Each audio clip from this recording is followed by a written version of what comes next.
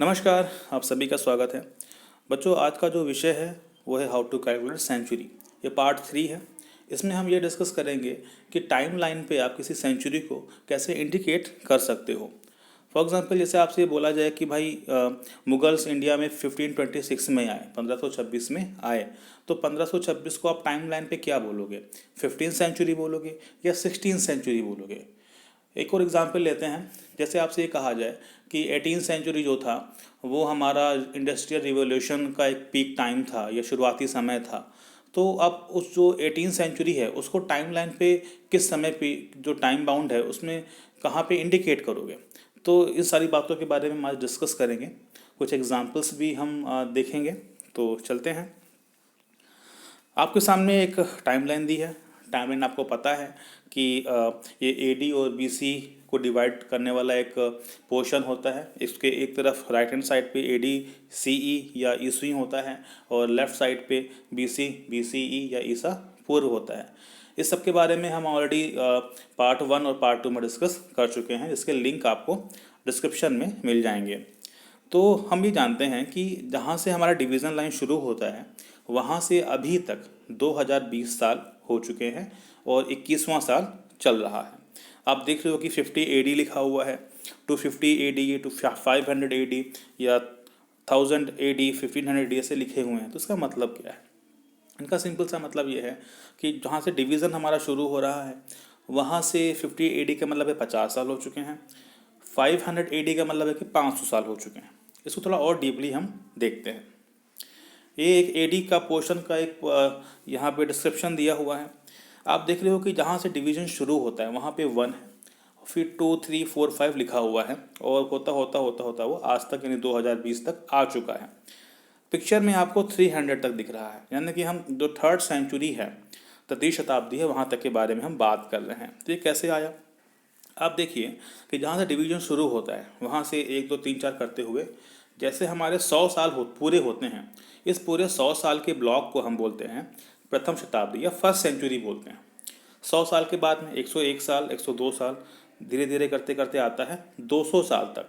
तो ये 100 के बाद में जो 100 साल हुए, 101 से लेकर 200 तक, ये हमारा है सेकंड सेंचुरी का ब्लॉक।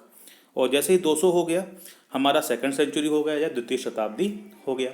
सेम वे में 200 को जैसे ही हम क्रॉस करेंगे वैसे हमारा जो 3rd सेंचुरी है वो उसका ब्लॉक शुरू हो जाएगा। जैसे 201 हो गया, 202 हो गया, 203 हो गया और चलते चलते चलते ये आ जाएगा 300 पे। यानी कि 200 के बाद में जो 300 तक के 100 साल हैं उसको हम एक सेंचुरी बोलेंगे। सेंचुरी का मतलब ही वही होता है, शताब्दी का मतलब ही होता है कि 100 होना। तो 100 साल के ब्लॉक को हम एक शताब्दी बोलते हैं। तो अगर हम 200 के बार जैसे ही चलेंगे, जैसे 201 होगा हम 3rd सेंचुरी में इंटर कर जाते हैं और वो 3rd सेंचुरी तो कहाँ तक चलेगी आपकी? वो हमारी चलती चली जाएगी 300 तक। जैसे ही 300 के पार जाएंगे वैसे ही हमारी जो 3rd सेंचुरी है वो कंप्लीट हो जाएगी और हमारी 4th सेंचुरी शुरू हो जाएगी। चलिए आगे चलते हैं। अब दो एग्जाम्पल चूज़ करते हैं। पहला एग्जाम्पल है कि 1857 जो फर्स्ट वॉर ऑफ इंडिपेंडेंस है इंडिया की, वो 1857 में हुई थी। तो वो कैसे टाइमलाइन पे आएगा? तो एडी के कॉन्सेप्ट पे जैसे हमारा 18th सेंचुरी ख़त्म हुआ उसके बाद में 1801 1802 होते होते कहाँ तक आएगा? 1900 तक आएगा। इसी के बीच में कहीं पे जैसे ही 18th सेंचुरी ख़त्म होती है और 19th सेंचुरी के 100 साल शुरू होते हैं, जैसे ही 1857 आता है उसी समय पर हमारे भारत में जो फर्स्ट वॉर ऑफ इंडिपेंडेंस है वो होती है। तो 1857 का जो पोजीशन है टाइम लाइन पे वो 1800 और 1900 के बीच का है। हमने जो लास्ट आपकी स्लाइड थी उसमें ये डिस्कस किया कि 18th सेंचुरी कोई भी सेंचुरी जैसे ख़त्म होती है वैसे ही उसका 1 2 3 4 जो नेक्स्ट सेंचुरी है उसके शुरू हो जाते हैं।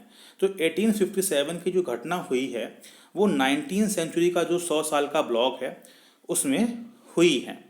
तो जो 1857 की घटना है उसको हम बोलेंगे ये 19वीं शताब्दी में या 19th सेंचुरी में हुई है। एक दूसरा हम पॉपुलर एग्जाम्पल चूज़ करते हैं 1947, जो भारत की शताब्दी है जहाँ पे वो भारत स्वतंत्र होता है, आज़ाद होता है, उसका है। तो ये कहाँ पे पड़ेगा? अब देखिए, जैसे ही 19वीं शताब्दी ख़त्म हुई, 1900 आया और एक साल जैसे हुआ तो 1901 हो गया। तो जैसे ही उसमें एक साल ऐड हुआ, वो 20वीं शताब्दी का समय पीरियड शुरू हो गया। वो 20वीं शताब्दी के 100 साल का जो ब्लॉक पीरियड है उसमें वो आ गया। तो 1900 में हम 100 साल और जोड़ देंगे तो हमारा क्या हो जाएगा, 2000 आ जाएगा, यानी कि 20वीं शताब्दी हो जाएगी। और जैसे ही 20वीं शताब्दी के हम आगे चलेंगे, हमारा 21वीं शुरू हो जाएगा। टॉपिक पे आते हैं 1947। तो 1947 है, ये हमारा जो 20वीं शताब्दी है उसका बीच का जो 100 का जो समय पीरियड का जो ब्लॉक है उसमें पड़ रहा है 1947, यानी कि 19वीं शताब्दी के बाद में 47 ईयर जैसे हुए हैं वैसे ही हमारा इंडिपेंडेंस आ जाता है। यानी कि जो 100 साल का ब्लॉक है उसके 47वें साल में हमारा भारत आज़ाद होता है। अब ये जो 100 साल का ब्लॉक है ये किसका है, ये हमारा जो 20वीं शताब्दी है उसका है। तो 1947 जो है वो हम ये बोलेंगे कि 20वीं सेंचुरी में हमारा जो कंट्री है वो फ्री हुआ है, वो आज़ाद हुआ है। तो आई थिंक आपको ये बात समझ में आ रही है। इसको एक दूसरी भी ट्रिक है कि अगर आपसे ये बोला जाए कि 1526 किस सेंचुरी में पड़ेगा, तो जो शुरुआत के जो 2 लेटर होते हैं, जैसे 15 यहाँ पे हैं तो 15 में 1 आप जोड़ दीजिए, 16 आ जाएगा। तो 1500 के बाद कुछ भी है वो आपका 16 सेंचुरी है। जैसे 1757 है, 1757 हमारी प्लासी की लड़ाई हुई थी। और आप सभी को पता है कि प्लासी की लड़ाई से जो ब्रिटिशर्स थे उनके जो पाँव थे भारत में जम गए थे। काफ़ी इंपॉर्टेंट डेट है ये। तो अगर ये बोलेंगे 1757 की जो वार हुई थी वो किस सेंचुरी में हुई है, तो 17 में आप एक जोड़ दीजिए तो 18 आ जाएगा, यानी कि 18 सेंचुरी में ये वार हुई है। तो आई थिंक सो आपको ये जो कॉन्सेप्ट है बहुत छोटा सा कॉन्सेप्ट है, लेकिन बहुत से बच्चे कंफ्यूज रहते हैं, तो ये क्लियर हो गया होगा आपका। अगर हमको बैकड्रॉप जानना है, मानी बीसी में बात कर रहे हैं, तो बीसी में भी सेम रूल लगेगा। जैसे आपसे ये कहा जाए कि 480 बीसी में जो हमारे लॉर्ड बुद्धा थे वो एक्सपायर होते हैं, तो 480 है तो बीसी में हम उल्टा चलते हैं, तो 4 तो पूरा हो गया, 80 जो है वो 80 साल है, जो हमारी 5वीं शताब्दी है उसके 80वें साल में ये एक्सपायर होते हैं। तो सेंचुरी कौन सी हो जाएगी, 4 में आप 1 ऐड कर दीजिए तो आ जाएगा 5, यानी कि 5वीं शताब्दी में हमारे ईसा पूर्व में जो लॉर्ड बुद्धा थे वो एक्सपायर हो जाते हैं। तो आई थिंक सो ये टॉपिक आपको क्लियर हो गया है। और अगर फिर भी कुछ डाउट है तो आप कमेंट कर सकते हो।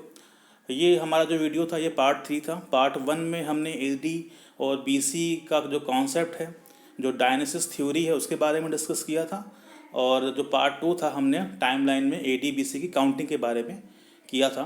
आज का जो टॉपिक है छोटा सा टॉपिक है, लेकिन अक्सर ये इग्नोर हो जाता है, तो इसलिए वीडियो बनाया। तो आप डिस्कस करिए सबके बारे में। और हिस्ट्री की जो आपकी क्रोनोलॉजिकल ऑर्डर है उसको भी आप स्टडी करिए, तो ये सारे भी जितने भी कॉन्सेप्ट हैं आपके हो जाएंगे। तब तक आप घर पे रहिए, पढ़ते रहिए। धन्यवाद।